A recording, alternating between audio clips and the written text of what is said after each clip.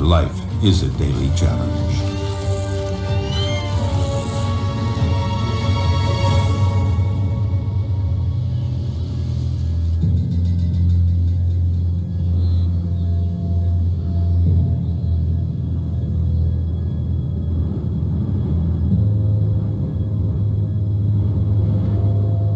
In the African savanna, right at the top of the food chain, are many species of big predators, among them the crocodile.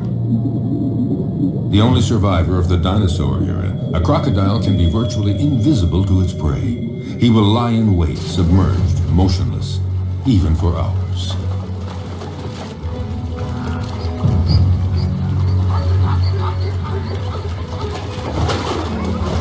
Fearsome, discreet, wily, he is perfectly adapted to life in the water and has the sinister reputation as the most dangerous killer in Africa.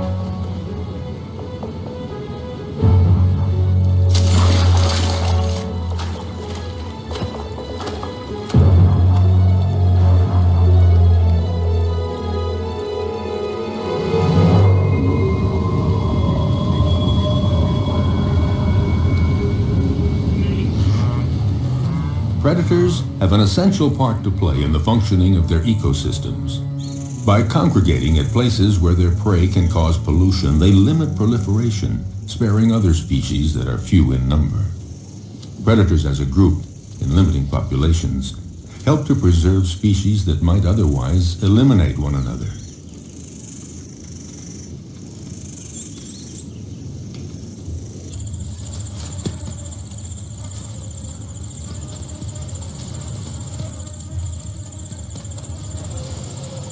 In the end, nature is well managed, because any given area always has just the number of predators it can handle, and no more.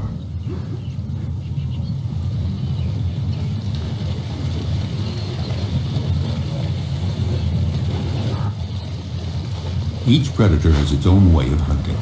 Their strength and speed seem to protect them from many dangers, but their never-ending need for food, for survival, drives them constantly to keep hunting. Even when prey is abundant, chances of success are never sure. Often it depends on the strategy of the attack.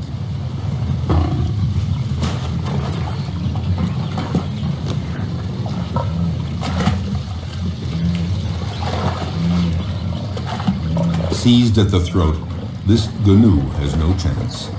The lioness's jaws have broken its spine.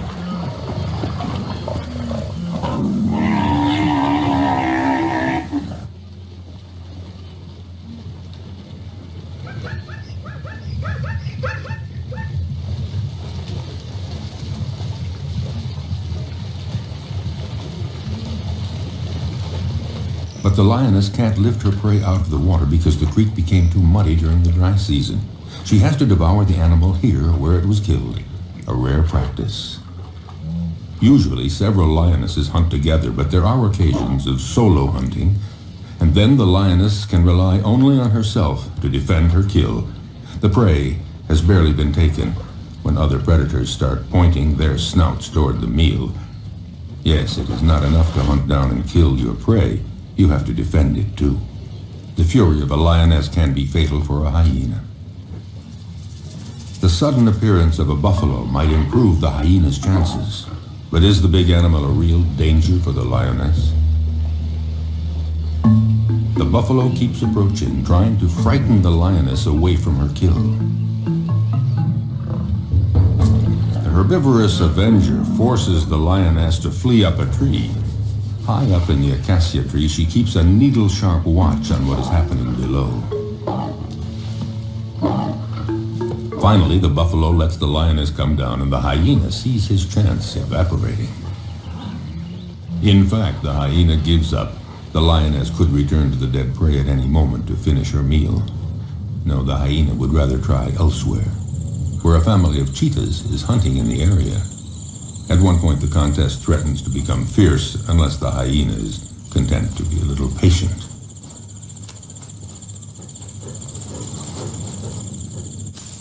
Why not let the fastest predator of the savannah do all the hard work?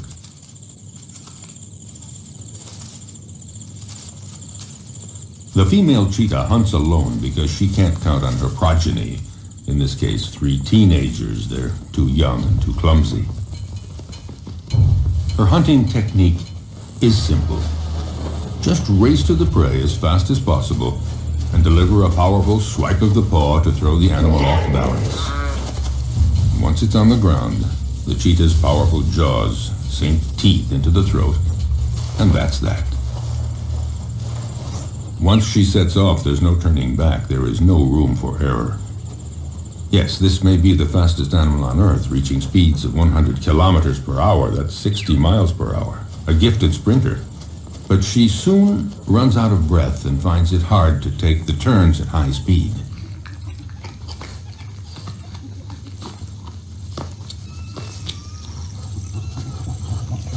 She expends so much energy all at once that she needs a breathing space to recover. And these are precious minutes. Because the hyena is on the prowl, and he knows that this is the instant to try something if he's going to steal any of the meat. The young cheetahs waste no time in munching off the first bits. The cheetah senses danger. But what can she do? These kids are too clumsy to make any sort of organized resistance.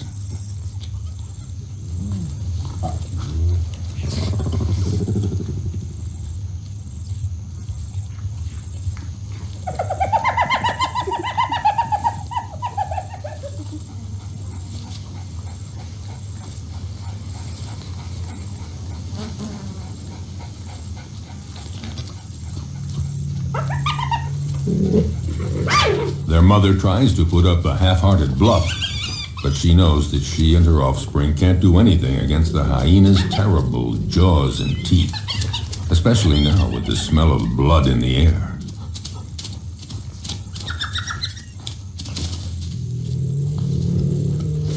She doesn't even try to fight.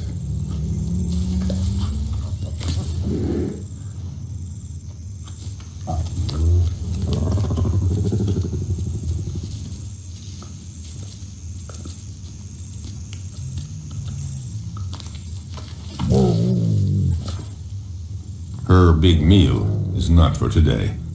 She's a spent force, and she knows it.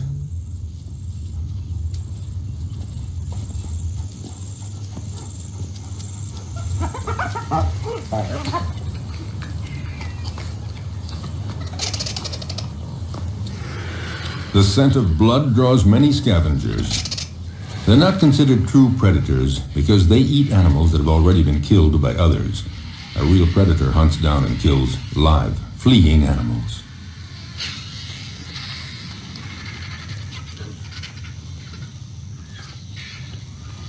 As for the hyena, his patience has paid off, and he can eat to his heart's content. And that is apt to be a quarter of his weight, nearly 20 kilograms, 40 pounds of fresh meat. Of course, the vultures might invite themselves to take some of it.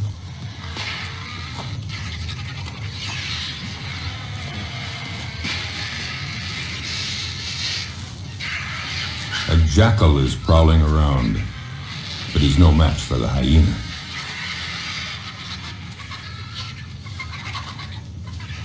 He, in turn, will find his meal someplace else, since the vultures don't seem to be in a sharing mood, not even to give a morsel. So he has to fall back on more modest prey.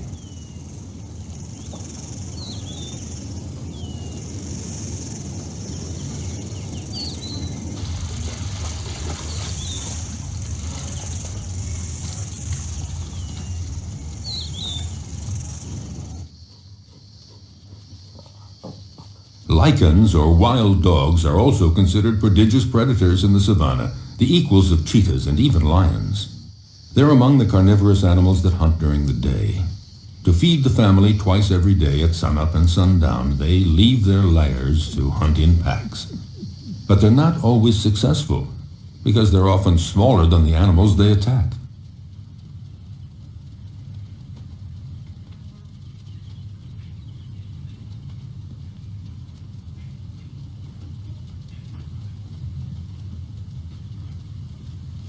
These creatures are classified between the dog and the hyena, and they're sometimes called hyena dogs. They drink very little, and their prey can be antelope, zebras, gazelles, and gnus. They're about the size of a big dog, but they're considered, perhaps, the most effective killing machine in the animal kingdom. They hunt in packs, like wolves. Alone, one could never take down a Thompson gazelle or a young gnu, so it's vital that they hunt in packs, and this requires a well-planned division of labor. First stage, sneak up on a herd to spot one that is young or weak.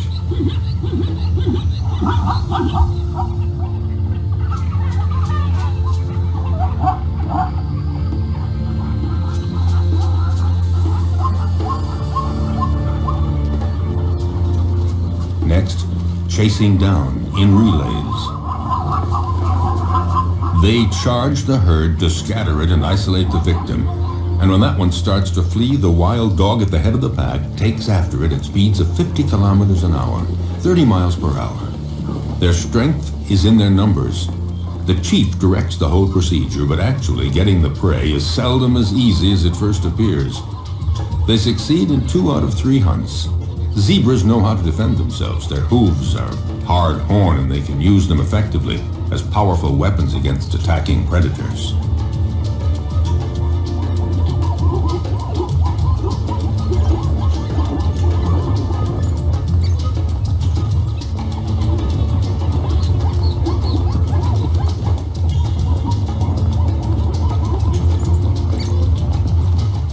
This time, the zebra herd manages to fight off this pack that isn't really prepared for this morning chase. Herbivorous animals know how to put up a good defense. Elephants stand very tall, and they fear none. But the others have to learn the behavior patterns of their potential predators. They know when they're hunting and when they're not. So, it's common to see a herd of zebras calmly munching plants just a few feet from a relaxing lioness. But the zebras are watchful all the same. The stallion stands slightly apart like a sentinel. When he senses danger, he alerts the others with a whinny. Instantly, they all form a group and they flee together, with the stallion bringing up the rear, where he can nip the legs of the slow zebras to make them keep up with the others. But the greatest danger for all of them is crossing a river, because it's there that crocodiles lie in wait. If crocodiles are seen as the most frightening predators on the planet, it's because they're not only clever and strong, they have another weapon: their patience. They can go for months without eating, but after a fast like that, any prey passing within range of their massive jaws would have to be very lucky to escape. Armed with about 70 teeth, a thick body armor of scales, and powerful appendages that they can use to leap their full body length, their attacks are furious and frightening.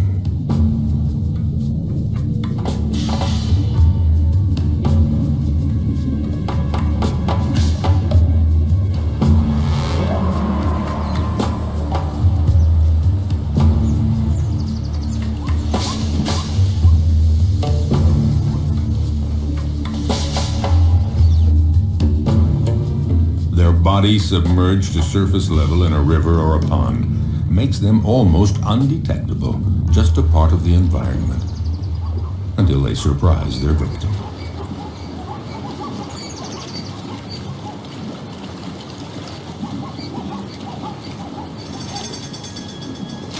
Buffaloes, zebras, antelope, these are perfect prey, and slippery shoreline mud or steep riverbanks often make it hard for the prey to get away.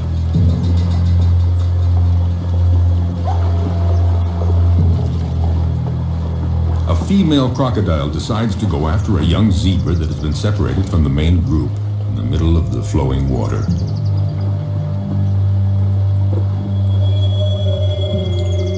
It's not a fair fight. Alone, terrified and wounded in the river, the animal doesn't know where to go or how to get away.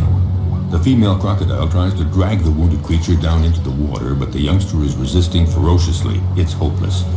The crocodile has to have a better hold. The prey might get away. Whatever it takes, she has to get a firmer grip with her jaws, and in those few seconds, the zebra could get away.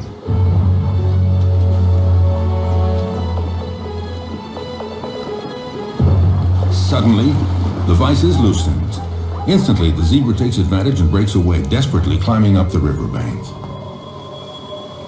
Exhausted by the violent struggle to stay alive, the young zebra has to rest. But lions are always prowling along the river, seeking new prey. The young zebra's minutes are numbered because she is wounded. And in the savannah, a wounded animal is as good as dead. Here at the river, the lions have this prey for the taking.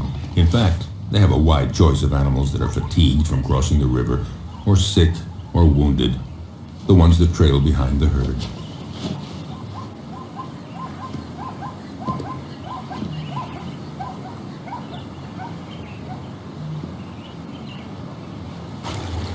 As for the crocodiles, they gather around the only crossing point for the animals. A zebra sounds an alarm to warn the others. But the crocodiles are well aware. They know all they have to do is lie in the water and wait. Sooner or later, the next grazing animals will give in to the strong temptation to cross. It might be Thompson gazelles, eager to find that greener grass on the other side. For them, crossing the river is a real adventure. They're too small to resist the current. They wait, hesitating to take the first step. But for all their fear and reticence, the lure of the wonders sure to be found on the other side becomes too strong. The ones motivated by frantic urges to migrate often pay for their audacity with their lives. Sharing meals is a well-established tradition among crocodiles. A female comes to the party, but the prey isn't big enough for two. You don't share a gazelle. Resigned to this, the guest has only to reach the riverbank and participate in a crocodile's favorite pastime, the siesta.